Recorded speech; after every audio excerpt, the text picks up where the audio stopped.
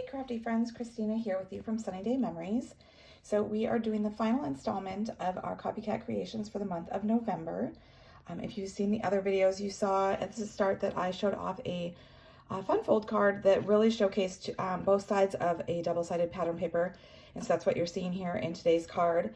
So I really focused on just the concept of the fun fold, and then the next thing I did with it is I rotated. My original card was in a portrait orientation like this, and my second one was horizontal landscape, like just like this, and it featured a pocket so it could hold a gift card. And so today's is going to be very similar. Today's concept is to be able to be a photo card, since we are upon the Christmas season, and if you make your holiday cards, I thought this would be a fun way to go ahead and do a photo with it. And I have a couple of ideas with it, so you could have it as a pocket like I have here, or another idea that I will share with you shortly. So let's go ahead and get started talking about the supplies.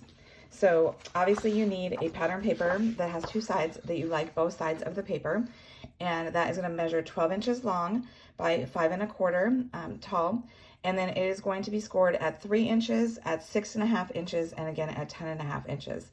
And this is the Elegant Pine Snowflakes pattern paper that I am using. You're going to go ahead, and I like to fold both ways on the folds just to kind of really train them so it will work no matter which direction you want it to be. And then you just need to decide which pattern you want to be showcased more. And so I really liked the pine with the berries rather than the frost. I like that frost, but I didn't want to have that be the main part of it. So I am going ahead and I'm featuring the pine part here. And what I mean by that is that you'll see that the bulk of the front is going to be that pine, and then also when you open the card, that is going to be the bulk of it as well. So you're really getting to showcase that. You also, I mean, you do get to see that frost a lot on the back when you open up these folds, unless you glue the folds closed, which you absolutely could do as well. But so it's just a choice that you get to make. So here's the first tip that I'm going to give you when you are working with pattern papers that have just a little bit of a certain color in it, not a lot. It's not a strong dominant color in there, but you'll notice that I pulled out that cherry cobbler because of the berries that were in the paper, and I feel like it makes a really nice pop because it helps those berries pop, and it also just really ties it together nicely versus choosing one of the green tones that are already pretty predominant in this. And so I did want to just mention that in case you've never really thought about that in your card making or your scrapbooking before. So then, since I said that I'm predominantly going to go ahead and pull out that, you're going to notice that there's a lot of cherry cobbler that you're going to want to cut if you're doing it the same way that I did. So for the base of the card, you're going to do a 5 1/2 by 4 1/4 of the cherry cobbler, and so that is so that it can go ahead and be centered right on to that, and that creates your full card there. So have it all centered on there, and so it opens up like this. And so depending on your photo, I should note this before we go too far, if your photo is horizontal like mine is, then you will want to do your orientation just as I am doing it. If though you have a photo that is going to be portrait, you could simply just go ahead and rotate your card, and you could do it the same way that I'm doing it, but you would just have it in a portrait mode here, and you could tuck your photo in and create this little pocket that we're going to do. And so it works either way. It just really depends on the orientation of your photo, okay? So next we are going to have some strips of our cherry cobbler. And I wanted to show you guys a trick with this because I did them pretty thin. I did them, you're gonna need 3 of them that are 5 1/4 long by 1/4 inch. So 1/4 inch sometimes is hard to cut. So I have 3 already ready to go. But what I did do is I like, when I'm doing 1/4 inch, I tend to cut it down to a 1/2 inch. And then what I do is I grab my paper trimmer and a tape runner. And so I put some adhesive on the back of the, hopefully that shows up there. Sorry, it's a little dark. So that way it'll stick to my paper trimmer. And then I go ahead and center it flush, have it flush up to the top here, and I center it between the 2 1/4 inch marks, the 1/4 inch that is on the left and the 1/4 inch that is on the right. And I just kind of press it down. And then the trick is to take your blade and have it go up instead of going down, because you're going to have more control. So you hold down your the guide here, and then you go ahead and bring this up just like that, and then you're going to get 2 nice straight 1/4 inch cuts. And so if you've always struggled with doing smaller than the 1/2 inch, that is a tip that may help you, okay? So we are gonna have these 3/4 inch ones that we're working with. And what I did here is I have gone ahead and I've lined both the top edge here of this as well as this first score line. I have it flush up against that, just so it looks like I've put a matting behind it when it's closed. See how it looks like it's just a matted piece, but it's actually on the top part. So you're gonna go ahead and you're gonna glue those 2 pieces. And then we're also going to go ahead and do that same thing by adding a strip along the flap, the top edge here of the frosted paper. Okay, another couple of tricks I just wanted to share with you is I am using our silicone craft mat here when I'm using my tape runner to put it on these thin strips. And the second thing is it's really nice because it creates another color tone, and so it's nice to be able to see the difference between where you're placing this so that you can get right up against that edge. And if there's any extra sticky, it's not going to stick because of the silicone that's on there. And so I'll show you here what I mean, like with the adhesive. So now I can go ahead and I can run my tape runner all along here, and notice none of that extra adhesive goes off the edge. So like if you're doing this on your table, you might get some stickiness on your table, and you wouldn't want it, right? But this, it will wipe right off if it does stick to the mat. So there you go. So now we've got all of our little strips on there, so it looks like we've matted it. All right, here is where we have another decision time. So that's what I really liked about this card, is that there's just so many options of how you can choose to do this. Initially, when I was going to do it as a photo card, I was going to actually glue my photo down to this middle panel and then have the note tucked into the little pocket that we've created. But then I realized if I put it on matting here and tuck this into the pocket, then it's a photo that the recipient can save the photo, and we can just use that middle panel to have our note. And so you could go either way. You could go with the note here in the middle and then the photo in the pocket, or vice versa. So totally up to you. Before we do that though, we're gonna go ahead and we're gonna create the little pocket. And to do that, super simple, we're just gonna go ahead and we're gonna take some of the tear and tape and we're gonna put it here along the edges of the little flap here. I'll make sure I don't get too much of the adhesive so that it goes beyond. And then we're gonna go ahead and remove the backing. Like that. And then I always like to go from the center and then push out. That way I know that I get a nice tight pocket, and I know the edges then will meet very nice. So I'm gonna go ahead and do the same thing where I have the photo in the pocket. So I'm using a 4 1/4 by 3 1/4 for my matting, so that what I did here is I actually printed 2 photos on a 4 by 6. And so that means I get 2 4 by 3 photos that I can use for my holiday cards. So if you've never done that before, that might be a handy trick for you as well.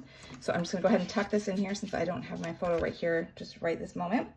And then what I'm gonna do is I'm going to take a piece of 4 by 2 1/4 of basic white and a piece of 4 1/4 by 2 1/4, or 2 1/2, sorry, of cherry cobbler. These are what we're gonna have our little message here in the center panel. And I have already gone ahead and stamped that with Happy Holidays in the early espresso. So I'm simply just gonna go ahead and glue those together and then glue those to the center of that panel. Okay, so now we're gonna go ahead and we're gonna move on to the front.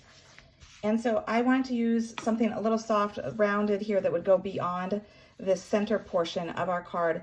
And so I thought the Everyday Arches was a nice touch because it has that rounded edge as well as the sharper edge, you know, the flat edge that does match with everything else of our card. But I thought the rounded edge softened up the card a little bit.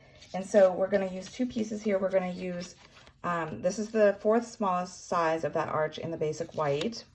And then we're gonna use the size, the 5th smallest one in the cherry cobbler. And so I'm gonna go ahead and we're gonna stamp the white one here. And I had I had one thing that I wanted to show you with this. We're gonna be using the branching out set, which I love. This is such a pretty set here with the different branches that you can use, the different pine that you can use. You can do the pine cones, you can do the berries. And so we are going to go ahead and we're going to stamp the sentiment first in the early espresso. And it says, from our family to yours. And I'm starting with this first so that I have an idea of how much space I have left for my branch. So I have that down at the bottom there. And then I'm gonna go ahead and I'm gonna grab my branch and I'm gonna ink it up. Sorry, I'm shaking the camera there a little bit. And I'm gonna put a piece of scratch paper underneath here because I'm gonna go off the edge here when I do this. And so I'm just kind of making sure that I can get a good amount of the branch on here without going over my sentiment. Okay, so we've got that on there nice. So then there is a stamp here that is the berries. I did want to share a trick with you in case you are someone who doesn't see how these are kind of tinted a little bit red. Both the Early Espresso and the Cherry Cobbler inks are, the pigment in it does tend to stain the stamps. And so if you don't like to have it be really stained, one trick that you can do is you can go ahead and ink up your stamp in your Versamark first, and then go directly into your darker color like a Cherry Cobbler or the Early Espresso. And then you're gonna go ahead and stamp it just like you normally would. And this Versamark then kind of creates a barrier so that it won't tint it as much. You'll go ahead and clean it as normal, and then you'll just stamp like you would normally again. So I just did want to share that with you because I know for some people they don't like their stamps to be tinted as much, and that does really help with that. So the second tip that I wanted to share with you guys is even though there is that stamp image that I was just showing you guys with the berries that you can go ahead and line up on here, I wanted to show you another thing that you can do that's just kind of fun because it goes beyond for this particular card. This is something that you could do for other things as well, and it's something that you would have at home likely. So I'm using the Cherry Cobbler ink, and I'm using just a regular pencil that I have not used the eraser. So the eraser is still all intact. It's not none of it's been rubbed off. And what I'm using it as is like a stamp. I am going to go ahead and ink it up, just tapping it in the ink pad. And then I'm going to go ahead and stamp it directly down onto my branch. And so that creates your little berries for you, which is just kind of a fun technique that you can do, because then what you can do is you can use this idea as polka dots for another project. I've done it a lot. It's very fun, very easy. And it also gives you more control. Like if you're a little bit afraid of using the berry stamp that comes with this one, because you're worried about lining them up, this gives you that control to be able to see exactly where it's going to stamp and know that it's going to work out okay. And then I just go ahead and tap it. I don't rub it to get that excess ink off. And then I'll use a wet paper towel or something just to rub the extra ink off there. And then I can use it again for another project. So hopefully that's something new for you. This is what it would look like if you use the actual stamp. The berries are smaller and you get more of them, but I think it looks just as cute doing it how we've done it here with our pencil eraser. So I've gone ahead and glued that on there so it is centered onto that Cherry Cobbler. And then what we're going to do is we're going to use some dimensionals to go ahead and make sure that it kind of lifts a little bit. And so I like to go ahead and set mine down, kind of eyeballing, centering it where it's going to be. And then I can go ahead and put my dimensionals down and know that I'm not going to overlap and have it be sticking the card closed. So I'm just going to go ahead and place 2 up at the top and then 2 down here at the bottom. I'm going to remove the backings. I think I got all of them. Yep. And then we're just going to go ahead and eyeball it, centering it again from left to right, top to bottom. Okay, just like that. And check none of the dimensionals pop through there, so we did a good job. And then we're gonna finish it off with some dots. These are actually retired, but I really do like them. They are low profile dots. I'm gonna go ahead and stick 2 of the large ones on each side. Trying to balance, keeping them about the same height and the same distance from each other. There we go. All right, so there you have it. Another idea for this fun fold. Actually, maybe I should hold this one open so I can see the photo, since this one doesn't have a photo. But so you had just the basic fun fold that we showed the first week, and then I showed you how you can create a gift card, and Barb also had a different take on a gift card, and then she had a peekaboo element, and then you have a photo card for it. So we would love for you to share your take on this in our Creative Copycat Creations Facebook group. You can just search for it. It's a public group. And be sure to like this video and subscribe so that you can see our future videos. And until next time, stay crafty.